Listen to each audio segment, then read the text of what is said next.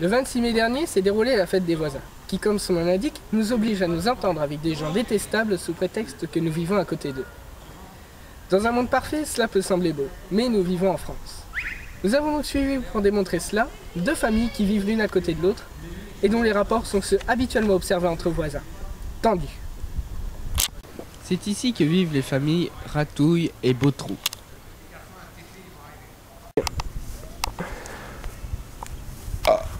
Tout a commencé quand on a retrouvé des ordures dans notre jardin. Et on a d'abord soupçonné la compagnie des déchets, mais ils nous ont dit que les ordures étaient jetées dans des parcs animaliers et pas chez les gens. Puis les histoires se compliquent. Ils ont d'abord dit que mes enfants étaient trop bruyants. Ensuite, ils ont dit dans tout le quartier que je les prostituais et que je les faisais dormir dans le foin. C'est pas grave. Vous dites qu'ils font du bruit. Ah ça oui. Vous ne pensez pas qu'ils sont jeunes et qu'ils ont besoin de s'amuser? Ils sont quoi? Ils sont jeunes. Jeunes, c'est pas adulte, c'est... Oui, quoi.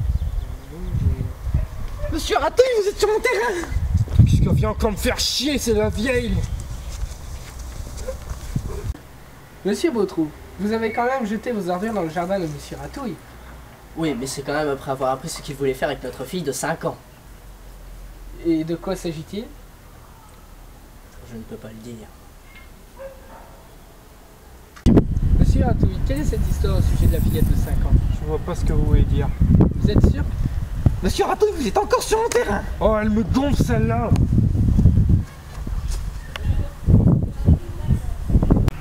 Et les problèmes continuent. C'est lui là!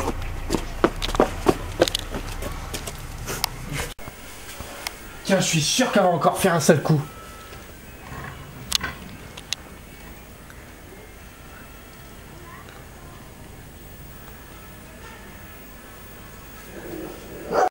Le couple Ratouille ne peut même plus profiter d'un simple barbecue. Une fois, ils ont été jusqu'à dire que ma femme était en fait un homme et que c'est pour ça que j'avais pas eu d'enfant. C'est scandaleux, hein ma chérie? Oui, mon amour. Et je parlerai même pas de la fois où ils ont souillé ma putain. Putain de merde! Nous avons finalement pu mettre la main sur une lettre écrite par Monsieur Ratouille à la fillette. Putain, j'ai chouré leur poubelle. Monsieur Ratouille, vous n'avez pas l'impression d'être un peu pervers sur les bords? Parce que c'est tout de même dégoûtant ce qu'il y a écrit là. Je sais pas. Je crois que c'est ce que je ressens pour elle. Très bien. C'est donc sans regret que nous quittons les deux voisins, dont les querelles sont aussi sauvages que les fantasmes sexuels non assouvis de Monsieur Ratouille.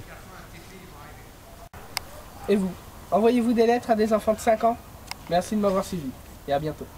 Tu veux caresser ma chatte? Oh bah oui! Je vous caresse ma chatte. Oh les douces! Oui, les petits seins. Oh la mouillée! Oh comme elle aime ça!